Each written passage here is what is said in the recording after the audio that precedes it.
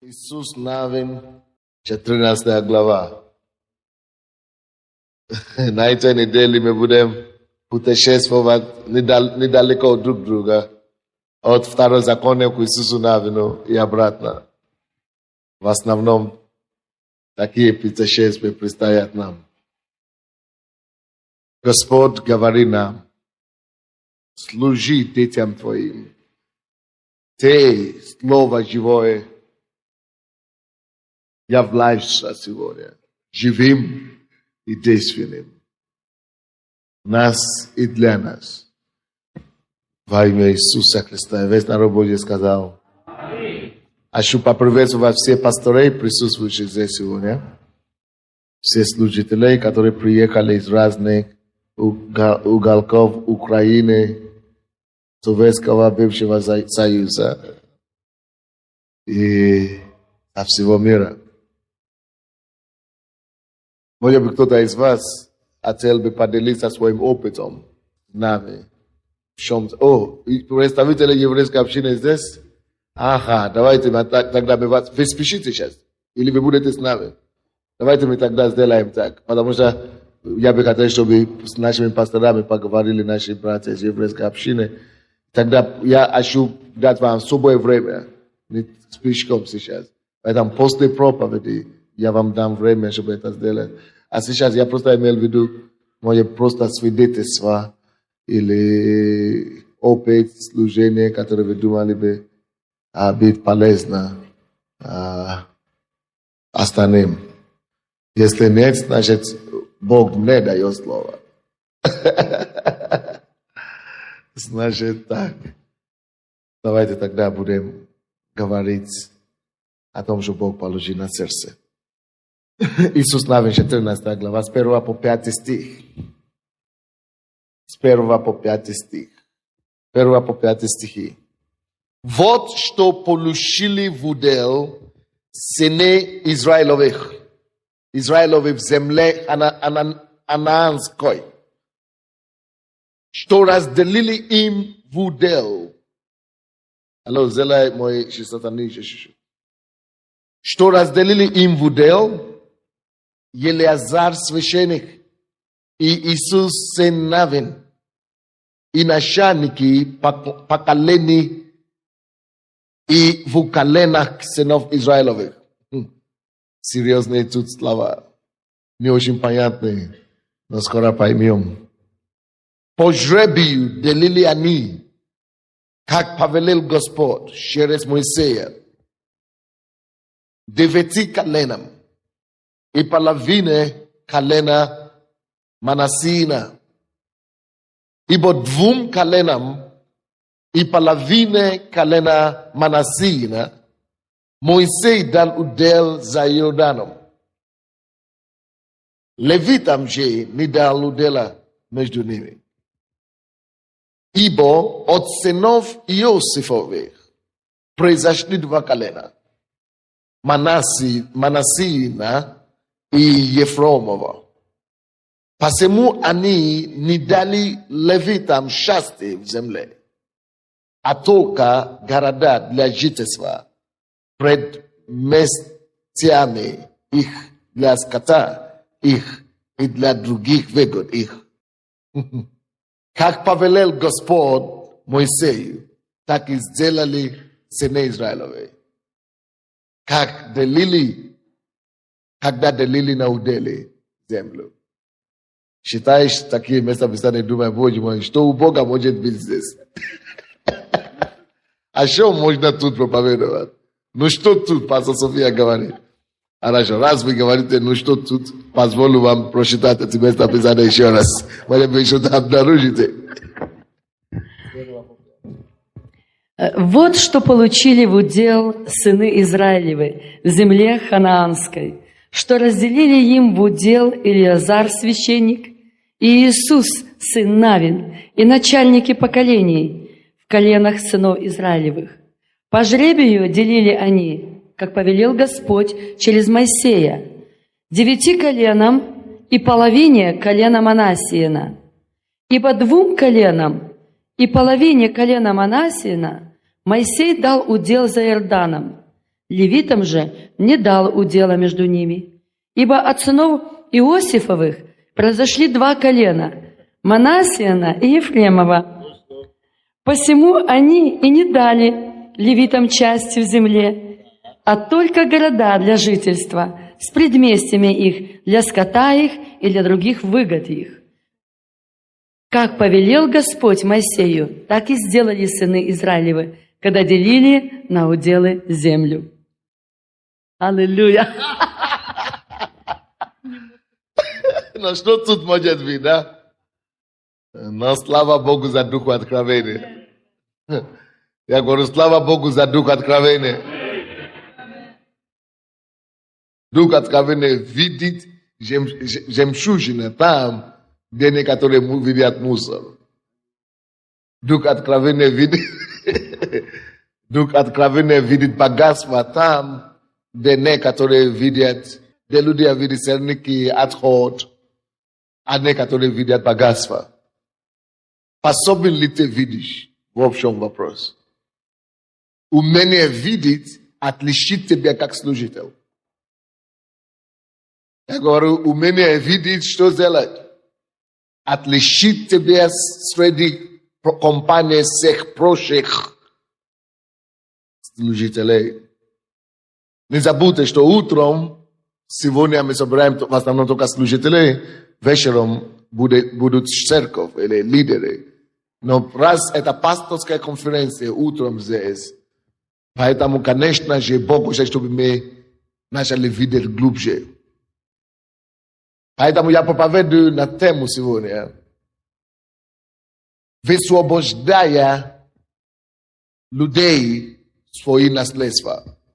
Высвобождая людей свои наследства.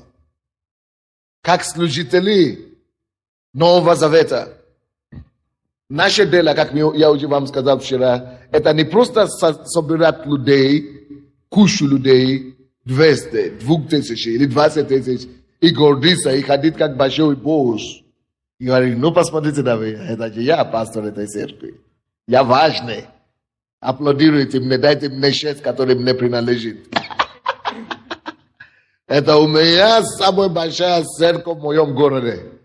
Или это у меня самая большая церковь в своей деноминации. Какой же я герой, красавец пошел. Но Богу не нужна твоя красота пока. Богу надо, чтобы ты выполнил свою миссию. Чтобы ты трудился. Итак, одна из основных наших занятий, наше призвание и наша обязанность от Бога – это помогать женщине в этих все двух радусах, этих трех этих рядов, у вас какие-то осложнения по-женски пошли. Именем Иисуса. Я запрещаю эти проблемы сейчас. И я повелеваю всякие осложнения, которые продолжительно, не заканчиваются никак. Повелеваю все эти неприятности прекратиться сейчас, чтобы поворот особый и серьезный произошел в вашем здоровье. Чтобы вы начали покое и в радости радоваться и наслаждаться этой конференцией и вообще всей вашей жизни. Аминь. Одна из наших основных обязанностей – это вот. Именно высвобождать людей, которые под нами, которые Господь доверил нам свое наследство, свои земли. Это то, что мы видим в этом местописании, которое мы только что читали, друзья. В 1 стихе. Вот что получили в удел сыны Израилевы в земле Анаанской. Мой вопрос тебе, как служитель. Уверен ли ты, что все люди, которые Бог привел к тебе, или которые Он поставил тебе блюстителем стада, уверен ли ты, что каждый уже получил удел? Если люди просто ходят к тебе, как на сборище, как на клуб, то это большое заблуждение. Чем занимаются твои члены? Они только занимаются тем, что они работают, ходят на работу, держат хорошие семьи, и ты еще гордишься. А у меня такие послушные члены. Это не твое основное занятие и призвание, дорогуша. Какое же оно? Делай так, чтобы как Божий руководитель, как представитель Бога, дать твоим людям понять, что просто ходить в церковь, просто жить, ходить на работу и ждать пенсию или ждать смерти, что это не наш удел, это не наш удел, как христиане. Какой же наш удел? Наш удел понять, что после спасения у Бога есть земля для нас. У Бога есть призвание для нас. У Бога, Бог уже вложил в нас какие-то дары, на которые Он полагается, на которые Он хотел бы использовать, воспользовался, потому и привел нас в царство, чтобы могли быть полезными. Есть определенная территория, есть определенная земля, то, что я назвал землей, земля, которая есть для каждого человека. И каждый из твоих 12, и каждый из твоих групп домашних, и каждый из твоих членов церкви должен абсолютно знать территорию его удела и его границы. И границы. Вы должны наставлять ваших людей так отчетливо, чтобы они знали, что они не просто так в этой жизни присутствуют, что они созданы для чего-то важного, что они есть ответы на нужды мира сего, и что от каждого из них зависит судьба мира и их страны, где они живут, и города их не так же. Это называется удел. И что они должны делать с этим уделом? Они должны принести Божье присутствие, Божье постановление и Божий порядок. Божье и правление, или Царство Божье или правление Бога в этой территории. Вот что получили в удел сыны Израилевы в земле ханаанской. Что разделили им. Почему я и говорю об этом, что именно, почему я назвал эту проповедь так? Что дайте им их удел, или как я назвал. И наследство. Высвобождая людей в свое наследство. Что это наше основное издание. Видите, здесь причина, почему эти люди получили их удели. Вы знаете, в чем кроется? Кроется в служителя, которые над ними. Священника. Вот, считайте, вот что, первый стих еще раз. Вот что получили в удел сыны Израилевы, земля Ананской. Именно то, что разделили им в удел Елеазар, то не слышу. То дали им этот удел. То разделил каждому из детей Израилевы свою землю.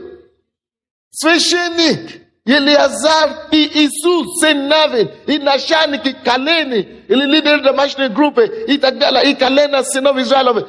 Вот они были ответственны за то, что каждый человек должен знать свое призвание. Это священник, это лидер, это помощники пастора, это лидеры колени. Они ответственны. Они должны открыть людям глаза. Они должны привести каждого человека, чтобы привести их к тому, что Бог призывает их быть. Они должны убедиться в том, что в нашей церкви ни одна душа не останется, ни один человек не останется, не исполняя свое призвание, не чужое призвание, не просто какое-нибудь призвание. Каждый должен иметь служение, не обязательно внутри церкви, но служение из церкви или от Бога, который отвечает на нужды, как и верующие, так и неверующие. Это то, что мы в нашей церкви называем социальные группы, когда мы работаем с неверующими. Что такое социальные группы? Это когда мы разделили все общество на различные социальные группы. Женщины, мужчины, детей, сирота, спортсмены, люди, которые работают на заводах, профессионалы, юристы, банкиры, бизнесмены, депутаты, ученые, актеры, люди искусства, спиритуальщики, или как их называют? Спиритисты, или как которые раздеваются. Спиритисты. Они не поняли, потому что никто это удел еще не взял. Поэтому они не знают. они не знают, о чем я хотел говорить, потому что вы к этим скриптирующим не идете. Вот я понял, я раскусил вас. Я вас раскусил. Пастор Наташа, в вашем районе сколько это казино и скрипитешь? Вы должны найти им работу. Кто-то должен завоевать эту землю. Это есть определенная земля, которая ждет, чтобы кто-то пришел и осваивал эту землю и привел свету Евангелие. Аминь.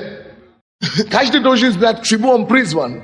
Кто призван в шоу-бизнес, кто призван в мир развлечения, кто призван футболистом.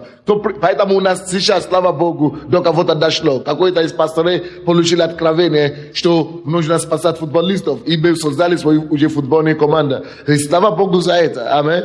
Кто-то привел боксеров, и национальная команда Украины по боксу, многие из них ходят сюда из-за этого. Почему? Потому что кто-то понял, что это моя земля, все. Я живу для того, чтобы принести Царство Божье сюда. Все. Вот моя земля. А кто-то знает, что это я бизнесмен. И он говорит, Бог мне дал бизнес мира кожи. И он начал заниматься кожей, и в результате они заняли уже 70% этого рынка на Украине. О чем речь? Кто-то говорит, Бог мне дал откровение о волосах. И он, что вы думаете, он начал собирать волосы от женщины, которые стригутся. Он начал все эти волосы собирать. И что вы думаете, через это он зарабатывает миллионы сейчас. Потому что 90% рынок волос. Вы думаете, что волос это ничего, сейчас что мне дадут? Кто из вас стригутся здесь? Кто из вас стригется здесь? Стрижется. Оказывается, что ты выбрасываешь деньги. Ты бы уже стал миллионером, только Бог знает. Сколько раз. Если бы ты понял. Вот что он делает с ними, хороший вопрос. Вот то, что мы называем земля. Кто-то не видит ничего там, кто-то видит там мусор, кто-то видит там ерунду, а кто-то видит там богатство. Что он с ними делает? Он продает их одежду фабрикам по трикотажам, и одежды, и ткани в Италии, и в Америке. И они ему платят баксы, дорогой.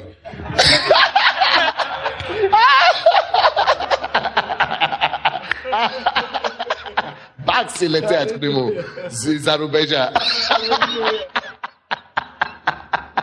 Из-за границы.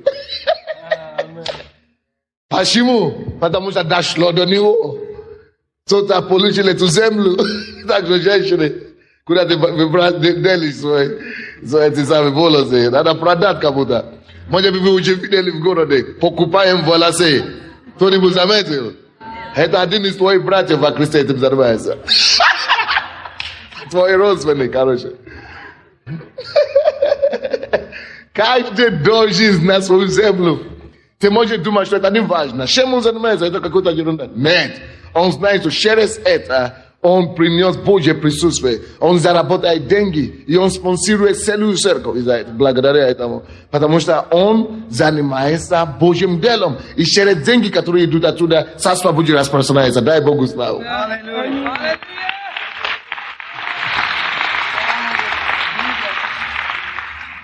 Поэтому каждый член церкви должен знать, чем он призван заниматься. Кто будет заниматься волосами, кто будет заниматься телом, кто будет заниматься еще чем-то. Потому что некоторые косметикой занимаются, лицом. То есть вы должны знать свое призвание. А кто-то должен заниматься пасторством, кто-то призван быть пастором. Не все мы призваны пастором, но каждый из твоих людей должен иметь служение. Некоторые говорят, что значит мы должны уволиться и стать пастором или служителем церкви. Нет. Не все мы должны стать служителями в церкви, но все мы должны иметь служение миру, для мира. Работа – это еще не служение. Работа – это еще не твой удел.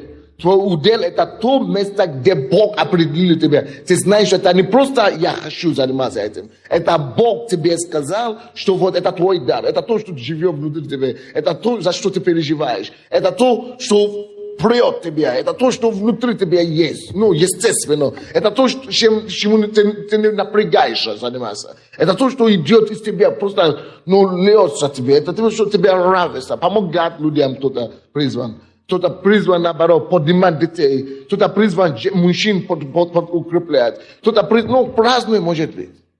Но ты должен выяснить это. И поэтому ты должен ходить в правильную церковь. Некоторые из вас после этой проповеди потеряют членов. Но не надо потерять членов. Поэтому я это не проповедую членам. Я проповедую пасторам. И если ты, как пастор, не будешь давать каждому из твоих членов удели, а каждому хочется получить удел. Каждый хочет определиться в жизни. Каждый хочет понять свой удел, то, к чему он призван. И если люди ходят в твою церковь 5 лет, 6 лет, 10 лет, и тебе так и не удалось им дать определенный удел, и даже после 5 лет до них потом дойдет, даже до них уже дойдет. Хотя они прихожане, хотя они простые люди, но до них уже дойдет, что этот пастор недалекий. И они найдут себе быстренько другую и лучшую церковь. Каждый в твоей церкви должен чем-то заниматься. Не обязательно внутри церкви, но для Царства Божьего обязательно. Кто-нибудь слышит меня или нет? Если эти люди, ты не дашь им, ты не приведешь их к уделу, ты не дашь удел свой, они рано или поздно отпадут от церкви. Люди, или те, которые занимаются не тем, чем они должны заниматься, рано или поздно отпадут от церкви. Или люди, которые не имеют вообще чем заниматься. Они вы им не дали, вы им не открыли глаза, вы им не дали понять, что они имеют ценность у Бога. Вы им не дали понять, что они нужны Богу. Вы им не дали понять, вы не дали им вооружение, вы не вооружили их эксплуатировать мир. Вы их не вооружили обрабатывать рынок. Вы их не вооружили как бы завоевать мир. Вы их не вооружили быть успешными. Они потом бросят вас, и вы останетесь с вашими 5 людьми, с кем вы начали. Поэтому на каком-то этапе в нашей церкви я очень сильно начал учить о процветании. О том, что Бог хочет тебя делать главой, а не хвостом в обществе. О том, что вы можете состояться. Я начал, и многие люди в нашей церкви не поняли. Они отошли. Они не поняли, что я сею в них оружие, я сею в них семя, которое взорвет их там, в миру, куда они призваны. Они думают, что зачем пастор постоянно об этом говорит. Я, между прочим, не проповедник процветания как такового. Я верю в процветание, но я не зациклен на это. То есть, я делаю свою работу, я строю людей, я строю их судьбу, я строю их будущее. И если я прилагаю камни, на определенном этапе это то, что нужно было камни сеять и положить на людей, что ты можешь все.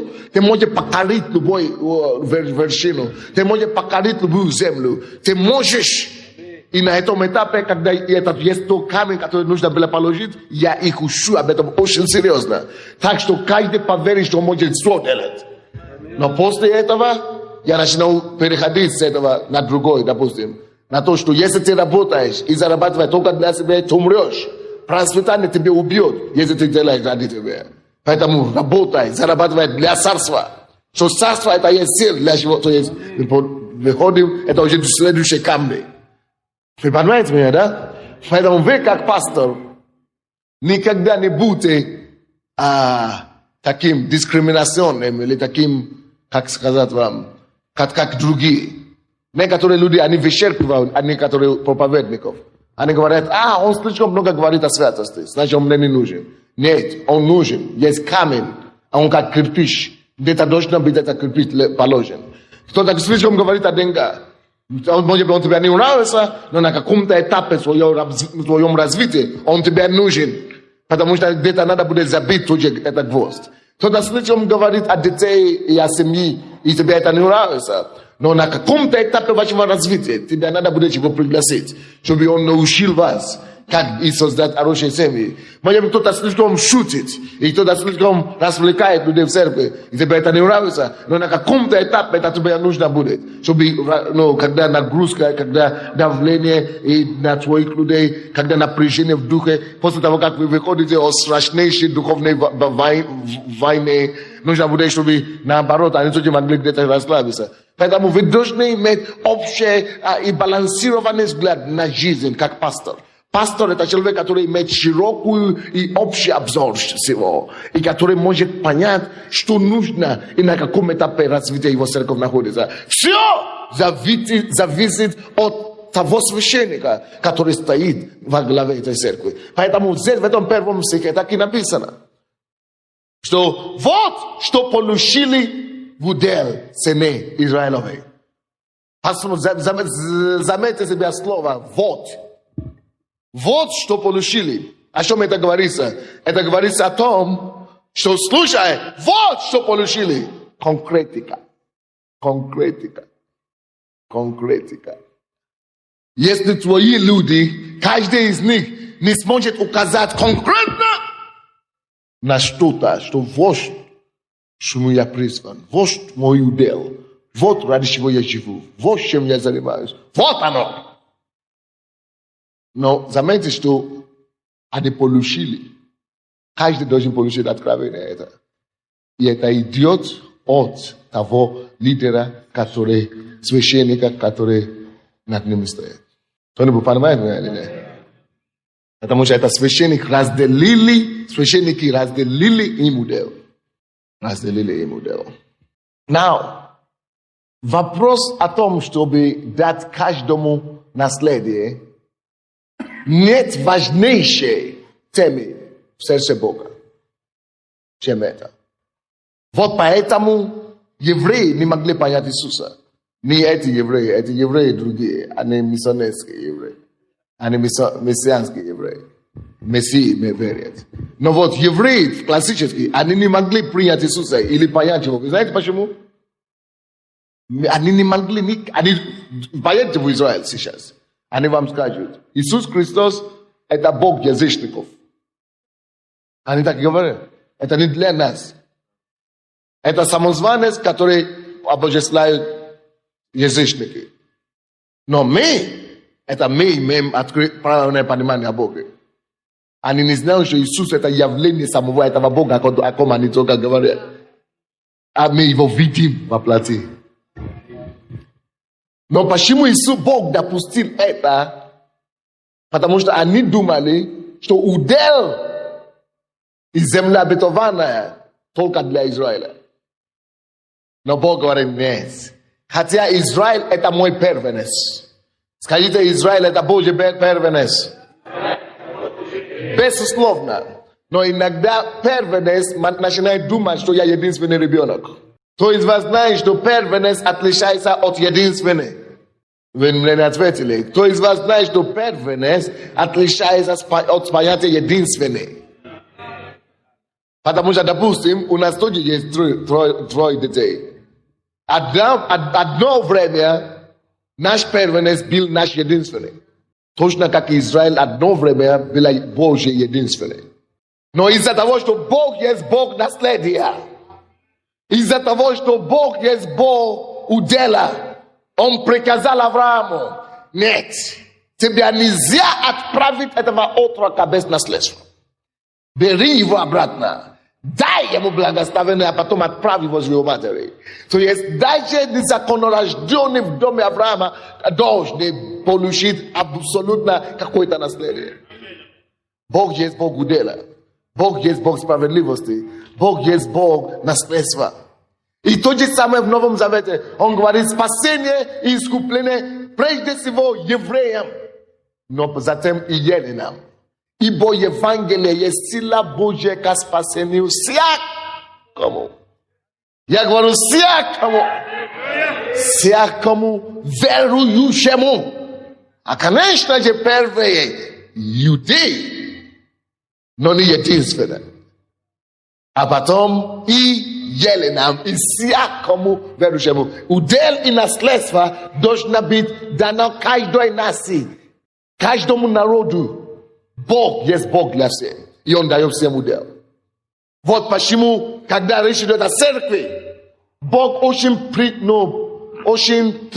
как мы говорим, очень щепетильный к вопросу о том, чтобы каждому было дано удел внутри церкви. Потому что даже когда речь идет о Земле и о планете Земля, о весь мир, Он даже не пропустил, чтобы какой-то народ или народ обошлось без наследства. Тем более в одной поместной церкви. Нет, Он очень щепетильный об этом, и поэтому Он требует от священников, чтобы основное, первое из основных из заданий, чтобы они помогали каждому человеку внутри церкви или в группе состояться и определиться свой удел. Откройте Деяния апостолов, чтобы я вам в Новом Завете показал, а то некоторые уже смущаются, что почему постоянно пастор с Ветхого Завета проповедует. Покажу вам Новый Завет, чтобы вы знали, что это полное Евангелие. 20 глава. У каждого должна быть своя земля обетованная. Давайте мы это скажем. У каждого должна быть.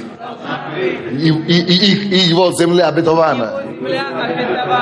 Его земля обетована. У каждого должна быть. Это правда, друзья. Это на самом деле это. И во Христе тоже. То есть в Боге, в церкви тоже. 20 глава, я сказал, Деяния, да? 32 стих. И ныне предаю вас, братья, Богу и слово благодати Его, right?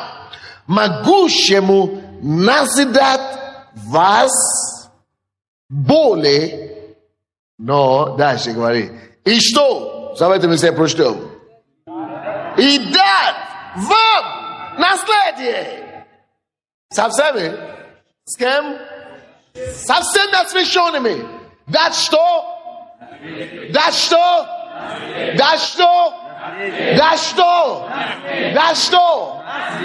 Ну, послушайте. Кому он это говорит? Он это говорит нам, но в том случае он это говорит неверующим еленам.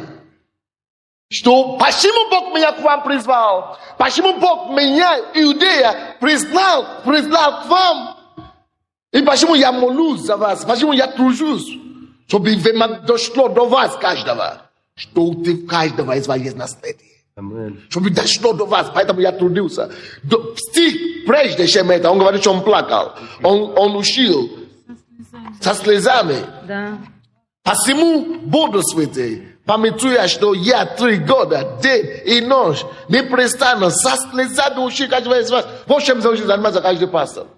И Павел занимался тем, чтобы учить. Причем он переживал об этом, он плакал об этом, он молился об этом, он говорит дня и ночью. Это основное занятие поместной церкви. Определить каждому свой удел. Точно как это было в Ветхом Завете. Только в Ветхом Завете это как образ. Это физически все это было. Физическая земля, физический священник, физический удел разделили физически как бы. Но тут это образ будущего. То есть Ветхий Завет это образ будущего. Это тень грядущего. И теперь в настоящее время люди как Павел поняли мысли Бога. Дай Бог, чтобы ты понял. И поэтому он не пошел к язычникам, потому что он это откровение получил. Вот то, что и отличает Евангелие Павла от Евангелия всех апостолов. Не все апостолы это поняли откровение. Но Павел понял, что именно удел для всех. И что все то, что мы считаем в Ветхом Завете о земле обетованной, это всего лишь образ. Пример, чтобы мы поняли, что когда мы будем уже во Христе, каждому нужно будет дать такой удел, такую землю обетованную, как нам было и показано в истории Израиля в Ветхом Завете. Это понятно или не совсем? Может быть, кто-то сомневается. Но, однако, я хочу что-то подметить что-нибудь. Если вы заметили, что в этой главе, которую мы читали, Иисус Навин, да? Tam napisane, що вони бросили жребій, щоб дати розділити землю. Но в Новом Завете, как знать, кто-то скажет, что мы тоже можем бросать жребий. Вот 4 человека, имеем 4 профессии, кто-то будет бизнесмен, кто-то учителем, а кто-то человек, директор завода, а кто-то спортсменом. Значит, давай будем смешать и бросить жребий. Не, так нельзя. В Новом Завете мы не бросаем жребий. А кто-то говорит, в Новом Завете все равно было брошенное жребий. Кто из вас знает, что было брошенное жребий? Даже в Деянии апостолов. Но то, что эти люди вам не говорят, и то, что они не знают, что жребий были брошены в Новом Завете, и даже в Деянии апостолов, только перед тем, как эти люди получили крещение Духом Святым. До сошествия Духа Святого. Они делали это, как они делали в Ветхом Завете. Но посмотрите, в Деянии апостолов, 13 глава, вы обнаружите, что после сошествия Духа Святого, когда люди уже были крещены Духом Святым, они уже не полагались на жребий. И нигде больше вы это не увидели в Библии. Они теперь полагались на кого? Поэтому пастор и учитель, и священник обучает, как Павел. Поэтому Павел не бросал жребий, чтобы дать им наследство, а что он делал? Он учил их и молился за них со слезами. А потом Дух Святой каждому и свидетельствует. Может быть, пастору тоже, но каждому говорит и ведет свое наследство. 13 глава Деяния апостолов. Много раз можно, много мест Писания можно посмотреть, где Дух Святой именно дает людям наследство. Допустим, здесь, 1 по 4 стихи, в Антиохии, в тамошней церкви, были некоторые пророки и учители Варнава и Симеон. Какой я сказал? 13, да? Правильно я считаю? И Симон, с 1 стиха, называемый Нигер, и Луций, Кириник, Ирода,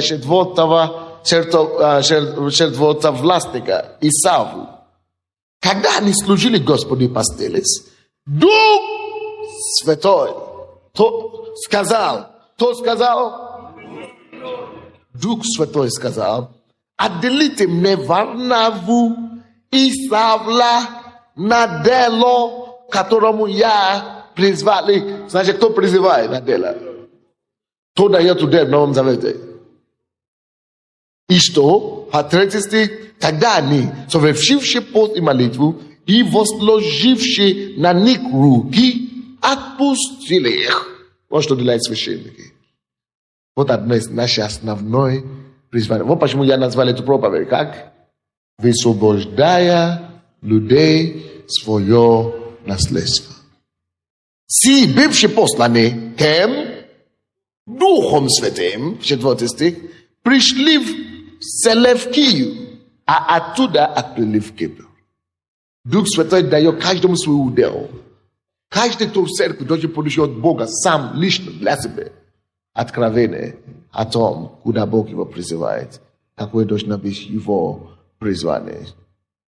Итак, концепция и учение о том, что Бог нас освобождает из Египта, о том, что Бог спас нас из мира, не просто для того, чтобы мы ждали неба, но чтобы у каждого было наследство уже здесь на земле, чтобы человек получил здесь на земле наследие и наследство, которым он служит Богу. Это не только в Ветхом Завете понятие, это в Новом Завете. Бог в Новом Завете не учит нас, что мы спасаемся, чтобы идти на небо. Вернее, чтобы наследовать Царство Небесное только. И что Царство Небесное, это когда мы умрем. Наоборот, Новый Завет учит нас, что когда мы спасаемся, мы уже перешли из Царства чего? Тьмы. Какое царство? Царство света. Бог учит, что когда тебе не надо ждать смерти, чтобы попасть в Царство Небесное. Ты уже перешел. Это согласно Колоссянам, 1 глава 13-14 стихи. Ты уже перешел из царства тьмы в царство света. Ты уже спасен. И если ты спасен, ты уже на небе. Тебе не надо ждать Царства Небесного. Ты уже в Царстве Небесном, потому что Царство Божие где? Внутри вас есть. Ты уже внутри Царства Божьего. Поэтому почему мы построили церковь? Почему церковь есть? Не для того, чтобы сохранить людей, чтобы они не отпали в мир и попали в Царство Небесное. Это я так думал раньше.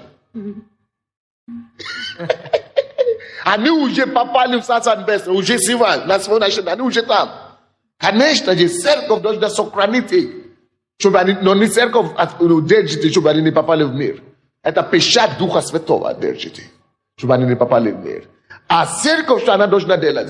Она должна сделать их полезными для Бога, для Царства Божьего. И она должна обучать их, чтобы они знали Бога, чтобы они были сильными, чтобы они знали Бога так близко, чтобы церковь помогает нам иметь личное отношение с Господом, чтобы мы были сильными.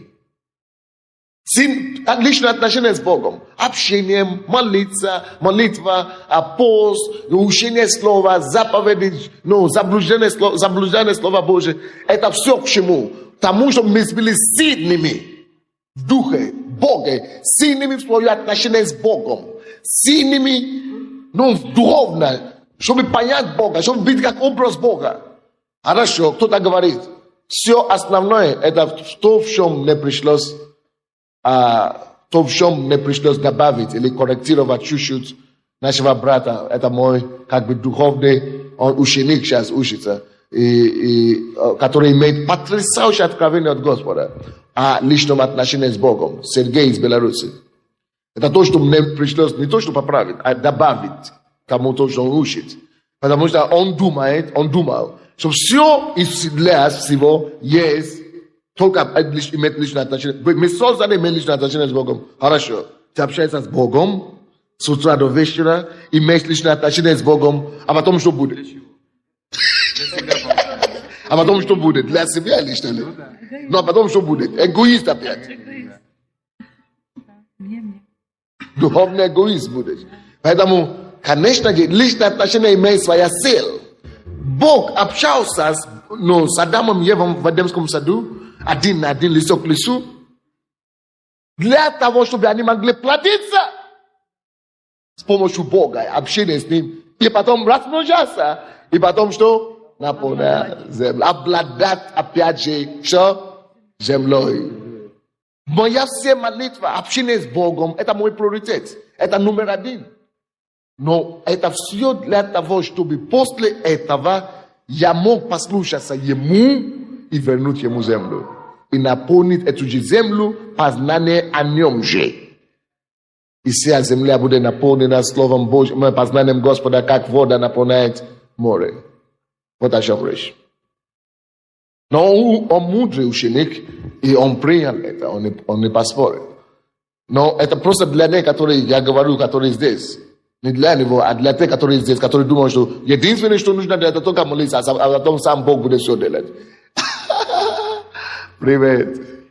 Если бы Богу надо было все делать, он тебе не делал бы ему нужен здесь, абсолютно. Конечно, ты его рука. Конечно, ты его тело. Конечно, ты его ногу. Он говорит, жертвы и приношения я не восхотел. Но как написано в в книге обо мне, как там написано? Как написано Да, это то, что следует. Как написано в книге обо мне, или как там? Ну, там написано, как написано в Тома книга, на английском так переводится. Как в Тома книга написано обо мне, что тело уготов для меня. Дай мне тело. Тома книга, это не просто какой-то книга, Тома книга. Целый Тома написано обо мне. Это евреям 10 глава 5 стих, или наоборот 5 глава 10 стих.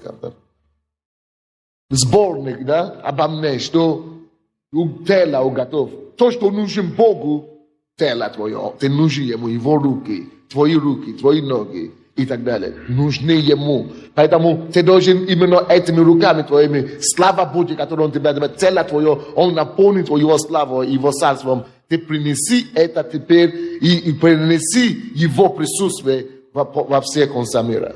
Нашли? Посему Христос входил в мир, говоря: «Жетвы и приношения ты не воскотел, но тело уготовил мне. Все сожжения и жетвы за грех неугодны мне». 7 стих. Тогда я сказал: вот иду, как в начале книги. Это плохой переход на русском. Но ничего, в начале книги. Ну, посмотри. Как в томах книги в оригинале написано. Как? Да, это... Имеется в виду, что как бы предсказано. Так и имелось в виду, так и есть. Это правильно они имели в виду. Что предсказанная книга, в томах книга написана обо мне, чтобы исполнить волю Божию. Какая его воля? Он напоминает тебе, он говорит, что движет в ней, это самое он не хочет. Не просто, чтобы общаться с ним, общается с ним, чтобы потом пойти что? Исполнить землю. А это значит принести его. И какая его воля? Да будет твоя воля здесь на земле, как на небе. Да придет царство твое. Конечно, это его воля. А свитки книга, в 8 стихе, да? Есть свитки тоже. 8 стих. Тогда я сказал: вот иду в свитках книга. Книжном написано обо мне. Да, это в Псалме 39 и 7 по 8 стихи. То есть они просто то есть это в тома книга, как написано о нем, что именно исполнит. Давайте откроем Деяния апостолов еще раз. 26 стих. 26 глава. Так что это центральная цель, это центральное место Евангелия вообще. Евангелие не просто для того, чтобы мы спаслись, здесь сидели и ждали смерти.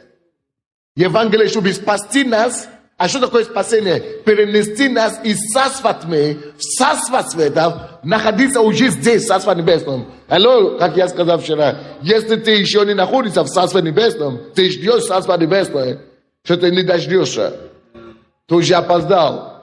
Мы уже в царстве небесном сейчас. Единственная разница в том, что когда мы умрем, наше тело преобразится и тоже войдет в Царство Небесное. На сегодняшний день наш Дух Божий в Царстве Небесном. Духе. Но когда мы умрем, наше тело тоже будет там. Поэтому мы ждем с нетерпением искупления наших плоти. Нашей плоти. Искупление нашей плоти. И душа тоже. Наша душа искупляется сейчас через Слово. Так что центральная цель Бога, чтобы каждый был дан удел, кто спасился. И чтобы каждый был полезным в том, чтобы принести Бога тот участок земли, ради которой Господь его вообще спас и принес Царство Божие. Это понятно, нет? И некоторые, многие люди просто не исполняют волю Божию, будучи верующими.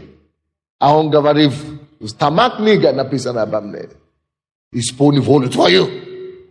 А будет воля твоя на земле, как на небе. Да придет вот его воля. Чтобы принести его царство, которое покинул на землю, которое ушло через грех, чтобы его вернуть в землю через присутствие Духа Святого и царства его.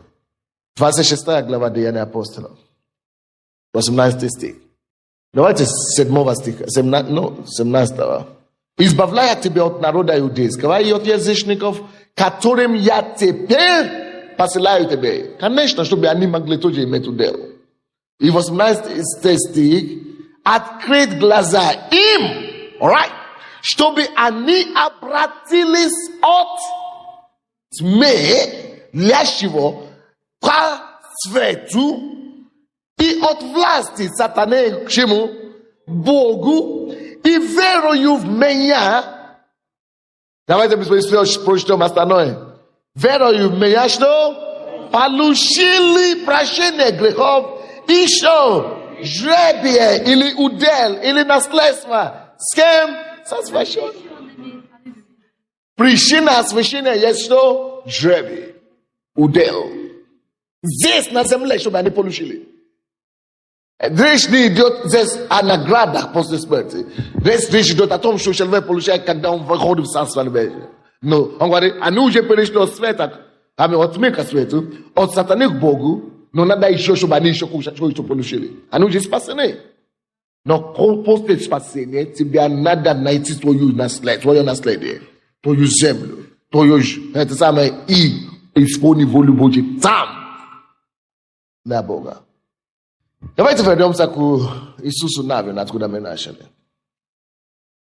14 глава. Иисус Навин. 14 глава, откуда мы начали. 2 стих. По жребию делили они, как повелел Господь. Вы уже поняли, что жребий не пойдет? Нет? Уже поняли, что жребий не пойдет. 3 стих. Ибо двум коленам и половине колена Манасина.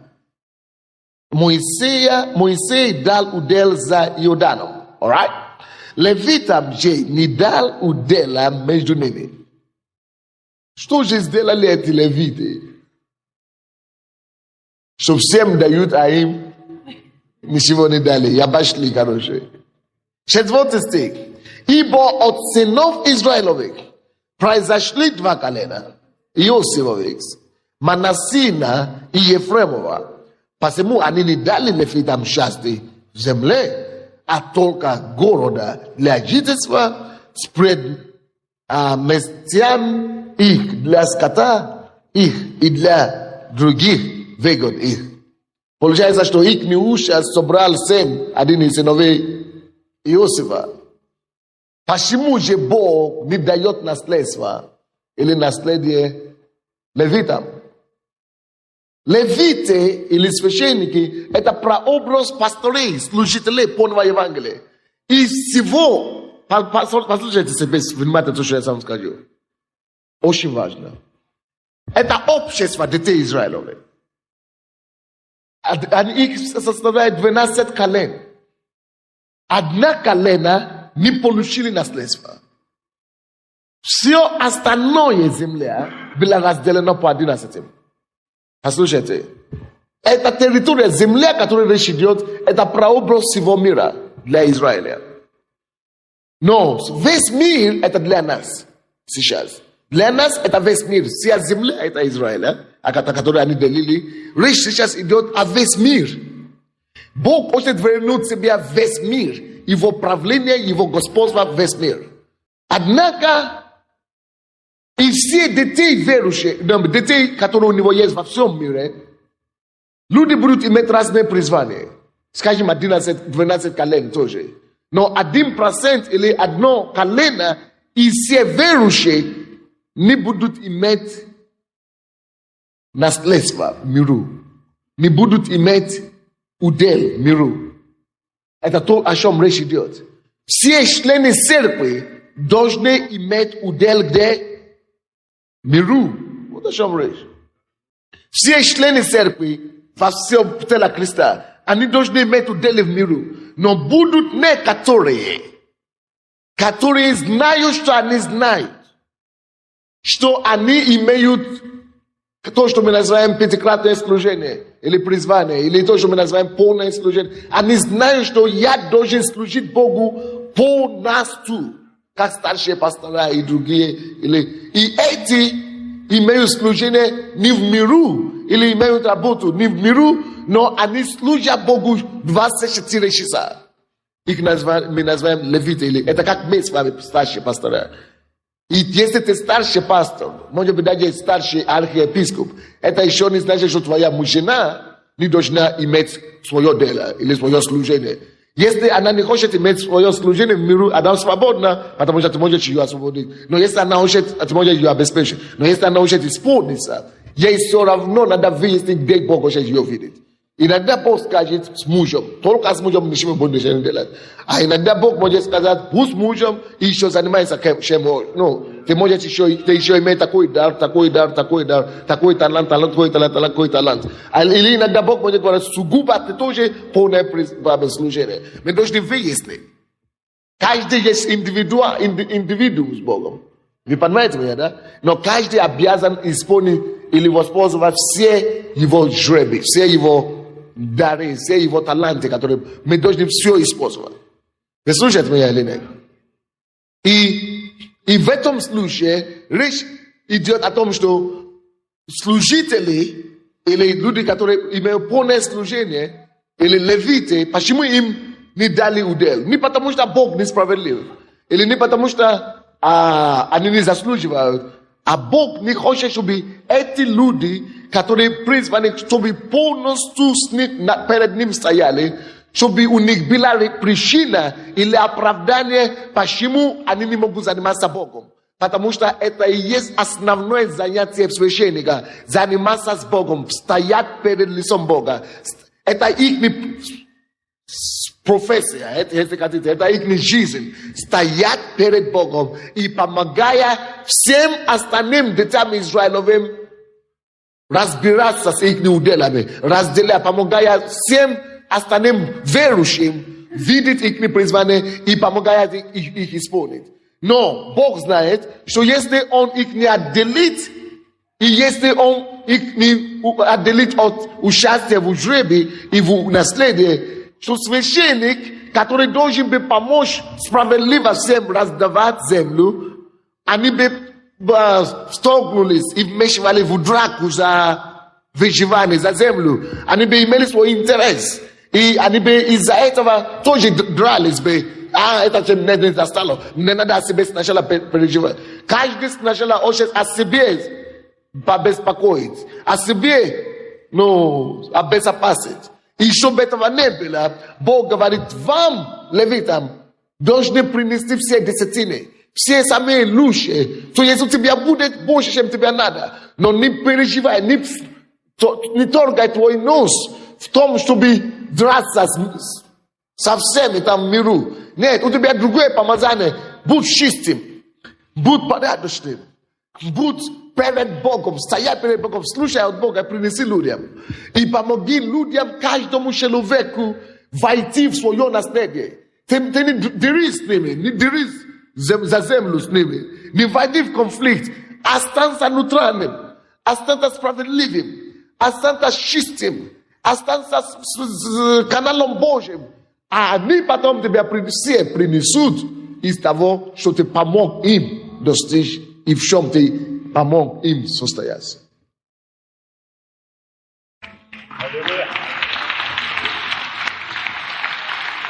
Кто-нибудь понимает меня или нет? Я быстро, конечно, говорил. Я думаю, что понятно. Хорошо, давайте проверим другие местописания, чтобы подтвердить это дело. Давайте мы с вами посмотрим. Есть в числах. Ну и давайте сейчас посмотрим Второзаконие. Второзаконие, 10 глава. Второзаконие, 10 глава. 8 и 9 стихи. Бог не хочет, чтобы мы стали мискими. Чтобы мы стали плоскими в попытке выживать. Так? 10 глава, 8 и 9 стихи. В то время отделил Господь колено Левина, чтобы носить ковчег присутствия Бога. Они должны носить что? Ковчег присутствия Божьего. Стоять перед Богом. Вот основное призвание.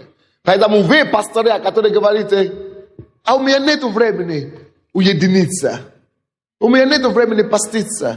Как я могу закрыться на 10 дней? А кто будет консультироваться с людьми?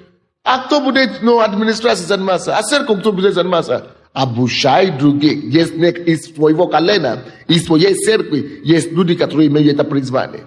На администрирование, на консультацию. Ты просто раздай каждому свое место. Если ты раздашь каждому свое место в твоей церкви, они будут заниматься тем, чем ты думаешь, что только ты можешь заниматься. Это не твое занятие. Твое занятие заниматься Богом прежде всего. Богом. Займись Богом. И если вы, допустим, сейчас в нашей церкви, я это уже говорю на годовщине, и вы считаете себя меня вашим пастором, старшим, и вы не уединяетесь с Богом хотя бы раз в месяц, то я вас не хочу знать. Хотя бы 3 дня, 5 дней. Потому что вы будете позорить Бога и меня тоже вместе с ним. Вы должны искать Бога прежде всего. Вы должны поститься хотя бы раз в неделю. не сколько не месяц. Вы должны поститься, вы должны пребывать перед Богом, хотя бы десятину каждого дня дать Богу. Хотя бы десятину, это минимум. Сколько часов у нас в день? 24 часа. Десятина это что? 2,5 часа. Все. 2,40. Как минимум. Это надо дать Богу. Каждый день. Это в чтении слова, это в общении с Богом и так далее. А месяц дайте ему десятину с каждого месяца. Сколько дней у нас месяц? 30. Значит, хотя бы 3 дня или 3 дня. 3 дня и 10 часов. Вы должны просто один на один быть с Богом. Потому что это минимум. Я, допустим, делаю минимум. Но делаю больше, чем это. Но я считаю, что я делаю минимум. И у меня такой успех. Что тогда будет, если мы будем тянуть себя еще на больше максимум? Не будет границы нашему успеху. Но если вы призваны на полное служение, что тогда ваше понятие о полном служении? Я не могу понять. Что тогда твое понятие о полном служении? Полное служение, что? Чтобы заниматься людьми или что ли? Возить дураками, извините. С людьми? Как ты можешь помочь людям, когда Бог тебе еще не помог? Как ты можешь дать им ответ, когда Бог тебе еще ничего не сказал? Потом тебя возненавидят, и все тебя покинут, и ты будешь плакать и плакать. Если вы видите пастора, который не постится, который только кушает, он барана, я не хочу сказать другой. Ну, потому что это самое, чтобы гитлерцы мы не обрадовались.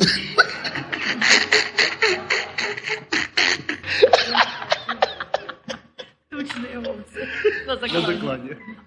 Це тучные овцы на заклане. Ты сам себя гонишь на заклане. Тебя заколет кто-нибудь скоро. Бесы тебя заколят. Бесы заколят. Потому что если ты говоришь, что ты в полное служение, и у тебя нет времени заняться Богом, ты самообманщик, ты обманываешь себя, и Бог все это знает. Бог это знает, что ты не настоящий, ты дуришь своих членов, что ты пастор. Ты не пастор, ты обманщик. Потому что ты кушаешь, как они все, ты делаешь все, как они все. Какая тогда разница? Иди и начни драться за жребий тогда с ними, и все. Да дели с ними землю. Я должен это сказать так жестко, чтобы дошло. Я хочу, чтобы это ударило вас так ниже живота так, чтобы вы проснулись. Чтобы несколько звезды пролетели мимо ваших перед вашими глазами бисмика, искры, которые... Наша первая очередная задача – это заниматься Богом. Заняться Богом. Потому что если мы это не займем, лукавый нас победит. И сделает нас его ужином. Потому что против нас он выступает прежде всего. Каждый день надо иметь определенный минимум с Богом. И десятину я считаю, что должен быть минимум для служителей. Каждую неделю вы должны хотя бы иметь время с Богом. Я лично говорю, каждую неделю, если я в Киеве, если я не на дороге, если я в Киеве, я стараюсь каждую неделю, если, конечно, не такие недели, когда я физически невозможно. Но по возможности я должен каждую неделю не только уединиться каждый день, а еще хотя бы один день в неделю молиться 6 часов или 5 часов. То есть больше делать, чем обычно. Особенно на ночное. Я это делаю на ночное. У меня есть минимум с Богом. И тогда поэтому я грозный везде, куда я прихожу. Для дьявола грозный. Кто-нибудь слышал меня сегодня? 10 глава. Еще раз. Какой стих я там читал? Некоторые не хотят, чтобы я вернулся в этот стих. Но я вернусь все равно. 8 стих. В то время отделил Господь колено Левина, чтобы носить присутствие. Потрясающее познание. Бог отделил нас, как священники или как служители полного Евангелия, прежде всего на то, чтобы носить его присутствие. Значит, если мы, есть священники, и мы не носим присутствие, помазание Бога горе нам. Если какой же тогда священник ты, если ты не носишь присутствие? Люди должны на тебя посмотреть и увидеть Бога. А вообще ничего, сухо и все. Как будто какой-то просто футболист пришел. Сухо. Как будто ты вообще с Богом ничего общего не имеешь. Какой же тогда священник? Поэтому и служение, и это и есть со слезами. Конечно, иначе не может быть. Мучение сплошное все. Чтобы носить ковчег, это прообраз присутствия Божьего. Господь не предстоят перед Ним. Видите, как там написано? Предстоят перед Ним. Скажите, по какой причине Бог отделяет на полное служение? Для чего? Предстоят перед Ним. Предстоят перед Ним. А я вам скажу, это не из легких вещей. Одно из самых трудных вещей в моей жизни делать. Это не любить жену, это наслаждение. Это не тяжело. Быть пастором, говорить с людьми, это самое легкое вообще вещь. Проповедовать, это вообще легко, чем легкого. Проповедовать, консультироваться с людьми, администрацией заниматься, это вообще легко. Но самое тяжело для меня заниматься, делать, это стоять в 6 часов перед Богом, молиться. 2 дня, 10 часов, по 10 часов, по 12 часов. Закрытыми, один на один. 3 дня, 4 дня, 5 дней, 6 дней, 7 дней. Не просто поститься. Я согласился, я даже бы сказал, поститься 20 дней, 10 дней легче для меня, чем 3 дня закрыться. Но надо это делать. Предстоять, предстоять, предстоять, предстоять, предстоять, предстоять. Отделил, чтобы предстоять. Отделил, чтобы нести ковчег. Отделил, чтобы нести присутствие Бога. Отделил нас он, чтобы мы стояли перед Ним. Служить Ему и благословлять имени Его, как это продолжается до сего дня. До какого дня? До какого дня? До какого дня? Я не понял. Поэтому, если ты скажешь, что ну, это же Ветхий Завет, на тебе его, на голову. На тебе на голову. До сего дня Бог не отменил это дело. Потому что это не закон, это повеление.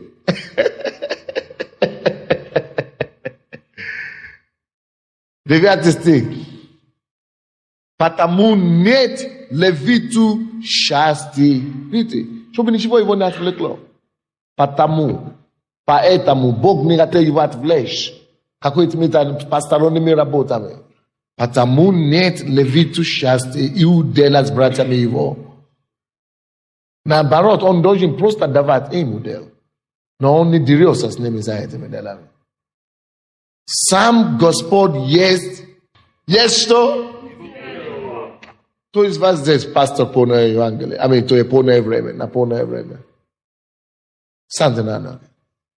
Не только пастор, все служители полного Евангелия. Вы считаете, что вы, именно полное служение, как бы пятикратное служение. И вы не работаете в миру, вы просто служите Богу. Потому нет левиту счастья и удела с братьями его. Сам Господь есть удел его, как говорил ему Господь Бог. Бог тебя видит сейчас, и ты перед ним стал. Свидетельствует ли он о тебе сейчас, что на самом деле ты так живешь, как будто он есть твой удел, что только им ты и занимаешься. Если другие занимаются занятием земли, завоеванием земли, занимаются ли ты Богом, как будто он только и все, о чем ты думаешь, все, он есть твой удел, все, он есть твой компонент, все, это твой удел, все, ты не имеешь, ты даже, ты с ним, не просто о нем, не о церкви, не о делах Божьих, но сам Господь. Не о церкви, не об офисе, не служение есть удел его, но сам Господь есть удел его. Сам Господь. Сам один с ним лично,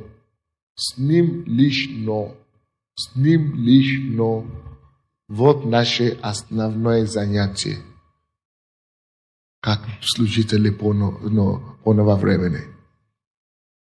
Вот наше основное занятие заниматься им. Любить его. Преклониться перед ним. Обожать его. Превозносить его. Поклоняться ему. Общаться с ним. Считать о нем. Размышлять о нем. Искать его лицо. Слышать его. Господи, помилуй нас. Потому и поражение. Потому и стыд. Потому и нападки. Потому и позор. Господь, помилуй нас. Господь, помилуй нас. Чтобы мы опять стали носителями Твоего присутствия. Чтобы еще раз о нас могли сказать: да, я увидел его, и я встретился с Богом. Чтобы мы опять поняли, что всех остальных людей надо ставить на служение. А мы должны заниматься тобою. Мы должны предстоять.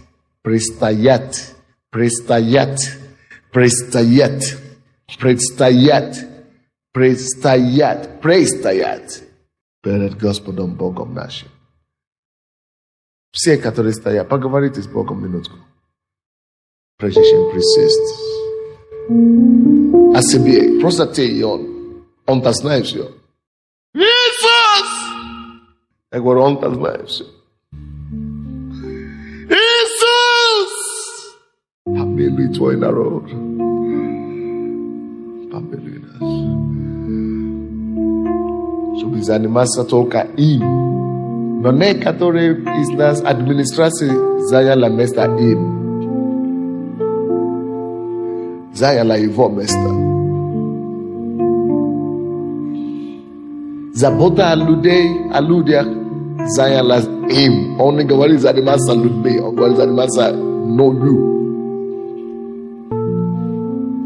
Пусть это дойдет до нас раз и навсегда. Боже, помоги нам! Перемануй все!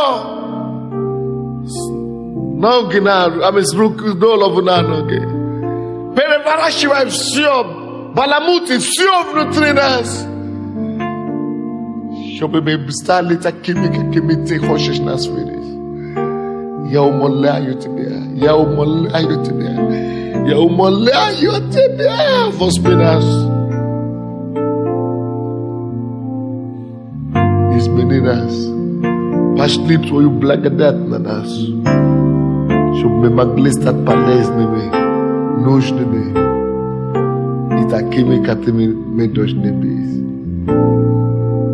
Тебе слава и хвала, Господь. Что ты переворачиваешь все внутри нас. Что ты меняешь нас в другой образ, в другого человека. Благодарю тебя, Господь, что с этого дня мы больше не будем такими, как мы были. Мы будем, Господь, твоим другом. Мы будем, Господь, твоим, мы будем енохом своего поколения. Мы будем возрождены тобою. Мы будем изменены тобою. Тебе слава и хвала, Господь. И мы будем похожими на твоими служителей. Будь прославлен, Господь. Що наші життя не останеться такою же. З этого дня. І весь народ Божий сказав, присядьте, пожалуйста. Откройте Иезекиил, книгу пророка Иезекиила. 44 глава. Иезекиил 44. 28 по 30 стих. А что до удела их, то я их удел, и владение не давайте им в Израиле. Я их удел. Они должны питать со мною. Они должны довольствоваться со мною. Они должны наслаждаться со мною. Они должны быть напоены мною. Они должны были полностью мною обладаемыми и движимыми. Я должен стать их сладостью. Я должен стать их серебром и золотом. Я должен стать их гордостью. Я их удел. Не давайте им ничего миру. Не отвлекайте их. Не давайте им место, удел миру. Наследие миру. Не отвлекайте их. Не нагружайте их бытовыми проблемами, вопросами. Не давайте им удел. Пусть займут со мной. Они будут есть от хлебного приношения, от жертвы за грех.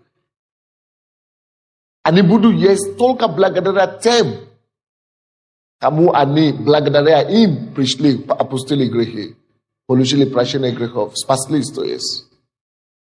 Пускай эти приносят жертву, благодарение, десятину, пожертвование. И жертвы за преступление. И все заклятые у Израиля им же принадлежит. То есть добычи, которые есть. То, что они выигрывают, там пускай приносят в церковь. И это по праву принадлежит не только Богу, но и его служителям, которые занимаются им.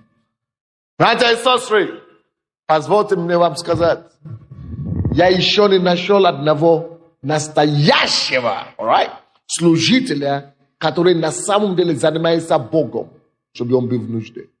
Но я нашел много пасторей, проповедников, которые просятся, которые умоляют, которые не могут даже концами, не могут хлеб себе позволить. Но если ты по-настоящему начнешь заниматься Богом, исканием и поиском Его, и познанием Его лично, и Он будет действительно твой жребий и удел. Он приведет те, которые тебя будут кормить. Он приведет твои вороны. И ты ни в чем не будешь нуждаться. Господи, помоги нам. Господи, помоги нам. Даже в Афганистане приведет тебе ворона. Именно этот урок он хочет нас учить, когда он кормит своего помазанника или воронами даже пустыне и даже при засухе. Он хочет нам сказать что-то этим. Что не важно, как плохо будет. Если будет послушен мне, если будешь мне верный, как вот такие помазанники, если будешь заниматься мною, даже при засухе, до сыта накорму тебе. До сытости накорму тебе. Вот это урок, который он нас учит. А наоборот, проповедники превратили этот урок на другой. Эту историю мы используем, чтобы качать денег и срежь Божьего народа. Что, мол, смотри на вдову.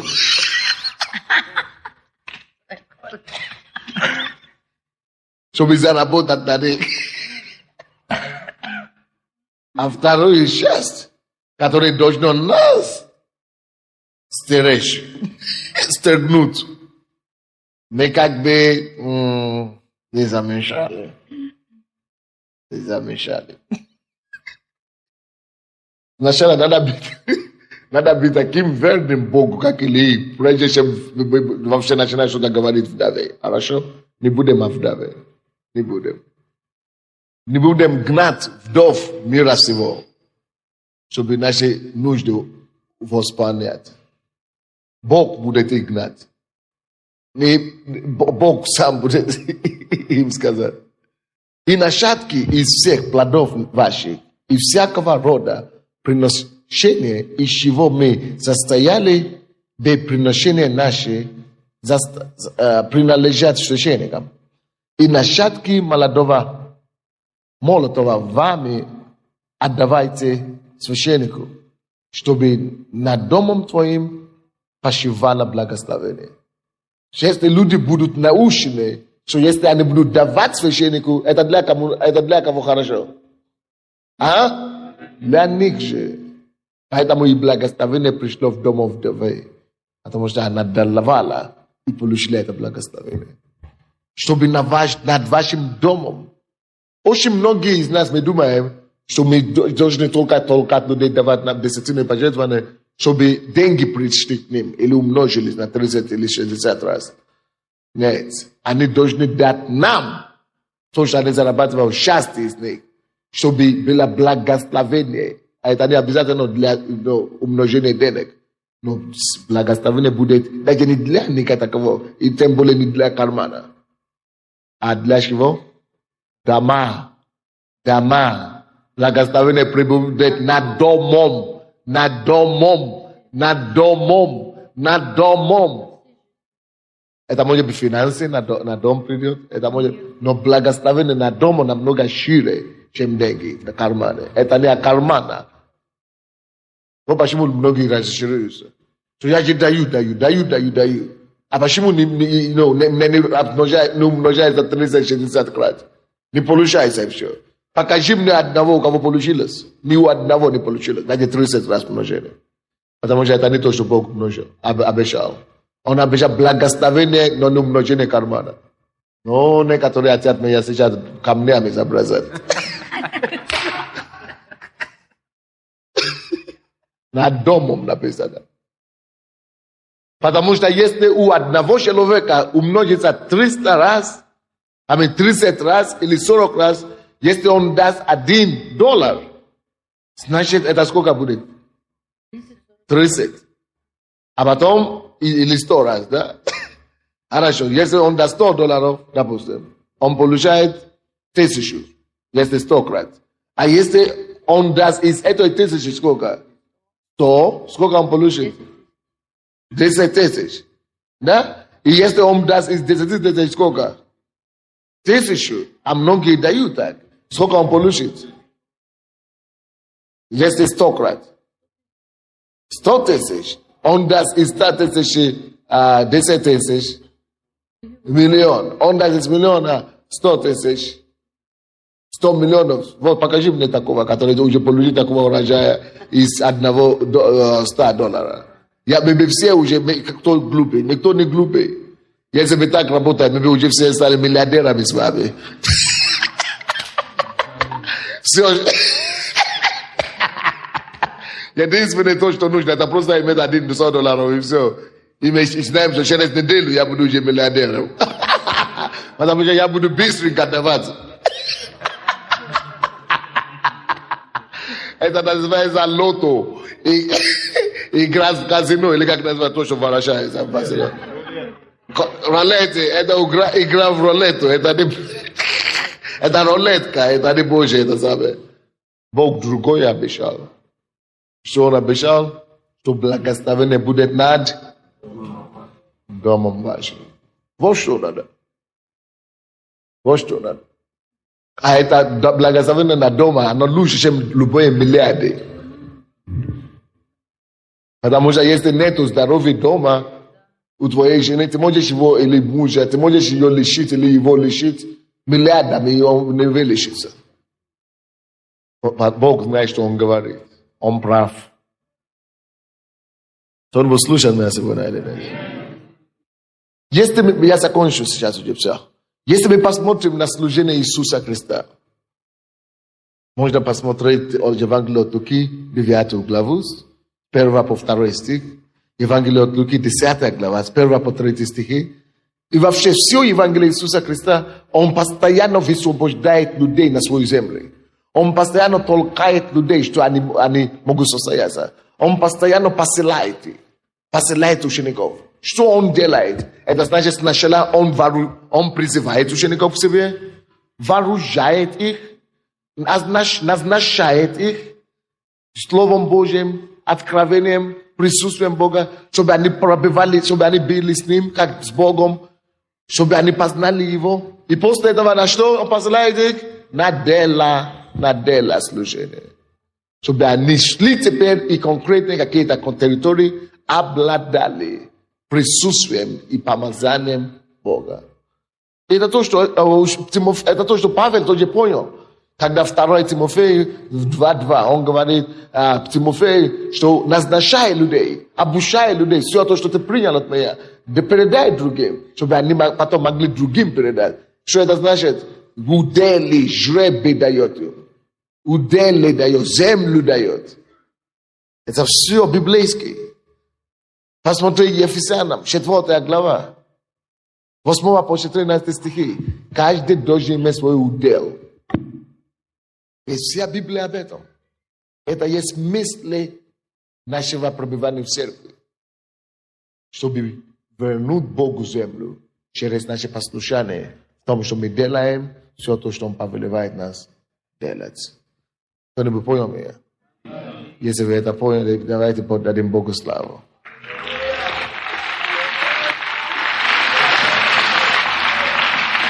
Давайте на минутку станем на ноги. Помолимся. Поднимите свои руки перед Богом и скажите Богу, что Господь, я нуждаюсь в Тебе. Я нуждаюсь в Тебе. Больше, чем вчера. Больше, чем когда-нибудь. Я страшно нуждаюсь в Тебе, Господь. Помилуй нас. О, помилуй нас, Господь. Помилуй меня, Господь. Помилуй. Помилуй, Господи. Помилуй. Давайте сокрушимся перед Богом. Пусть Он обновит нас. Пусть Он сделает нас такими, какими мы должны быть. Чтобы мы сконцентрировались на то, чтобы помочь другим людям войти в свое наследие. Чтобы мы помогали другим людям войти в наследие. Другим людям войти в наследие. Аллилуйя. Отец, во имя Иисуса, мы предстоим сегодня пред Тобою. Мы наги и нищие, Господь. Мы те, которые нуждаемся сегодня в Тебе. Отец, Ты тот, который испытываешь внутренности. Ты тот, который разделяешь дух и душу. Мой Бог, раздели, чтобы эта жажда в духе, она пришла по Тебе, Господь. Чтобы мы могли предстоять пред Тобою. Чтобы мы могли, Господь, предстоять пред Тобою. Чтобы мы стали воистину Твоим уделом и избрали уделом только Тебя, Господь. Отсеки всякую суету. Удали, Господь, все то, что отвлекает наш взор, все то, что отвлекает наш слух, все то, что не разумеет наше сердце. Сокруши, Господь, во имя Иисуса. Сокруши, чтобы мы стали прозрачными для Тебя, Господь. Чтобы эта жажда могла быть утолена только Тобою. Мой Господь, я прошу Тебя, помилуй нас. Помилуй нас. Прости нас, Господь. Прости нас, что мы, Господь, более любили этих людей, церковь, служение, Господь, нежели Тебя, Господь. Прости нас, Господь. Я прошу Тебя сейчас за каждого пастыря, за каждого служителя. Отец, дай сверхъестественное, притягательную силу, которая поведет нас в Твое присутствие, чтобы мы стояли пред Тобою, ходили с Тобою, чтобы ничто не мешало нас, чтобы мы были как Енох, как Ной, как Моисей, которых Он знал, и которые знали Его голос, которые освещались от Его славы, от Его силы, от Его мудрости, Господь. Мой Бог, я прошу Тебя, сделай нас такими сосудами по сердцу Твоему, Господь. Сосудами по сердцу Твоему, Господь. Отдели нас по-настоящему для Себя. Отдели нас, Господь. Отдели нас, Господь. Отдели нас, Господь. Во имя Иисуса. Мой Бог, я благодарю Тебя, что Ты, начавши доброе в нас, совершишь это до конца. Господь, делай то, что Ты считаешь нужным. Господь, просто сокрушай наши сосуды, сокрушай наши сосуды, сокрушай наши сосуды, чтобы мы взыскали Тебя как должно, взыскали Тебя как должно, Господь.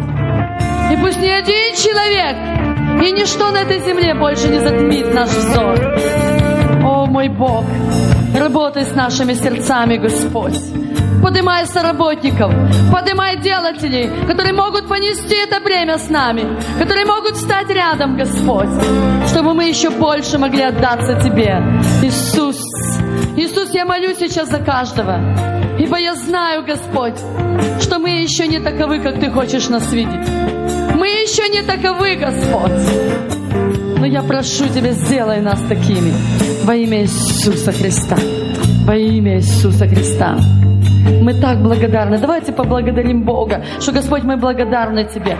Мы благодарны Тебе, что Ты избрал нас Своим уделом, что Ты отделил, что Ты есть наш удел, что мы в этом завете удела, Господь. Это вечный завет, который никогда не прекратится. И мы Тебя благодарим за это во имя Иисуса Христа. Это честь и доверие, это честь и великая привилегия быть Твоим уделом. Просто поблагодарите Бога. Скажите: Бог, я благодарю Тебя, что я Твой удел и что Ты мой удел. Я просто благодарю Тебя. Это честь и привилегия быть отделенным для Тебя. Это честь и привилегия, что Ты мой удел. Это значит вся полнота моей жизни в Тебе. Я ни в чем никогда не буду нуждаться, духовно, физически. О, Господь, я благодарю Тебя за это. Я благодарю Тебя за это. А вот теперь воздайте Ему настоящую славу.